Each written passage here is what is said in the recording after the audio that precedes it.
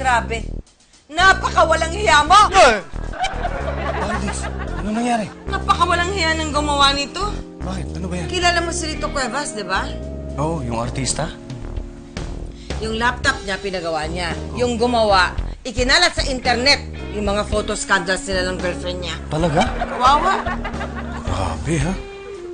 Eh, malaki pa naman yung... Ano mo ng detalye, kuha ko na yan. Yan naman kasi mga taong yan eh. Bakit kasi kinukunan pa yung sarili nila pagkatapos pag na-upload sa net, eh, nagsisisi sila. Pero in fairness, malaki. Ay! Sabi ko, ano nga? Mabuti pa, akin na lang to. Tabi na natin, ha? Malaki. Baka mamaya, kung saan pa makarating to eh. Yung chance na sumikat siya. Oh. Dahil sa nangyaring skandal, tiyak, pag-uusapan siya. Ayun. So malaki yung chance na sumikat siya. Malay mo, hindi na magbigay sa kanya ng swerte. Bagay, tabi ko na to, ha? Balik ka na. Baka kung saan po. Igana. Sabi ko na nga ba, kung saan na naman mauuwi yan. Eh, syempre, kaya ko nga sa'yo pinakita yun eh. Sige na, mag-scandal tayo. Ni! Ayun na. Si ano? Nakita niyo na ba to?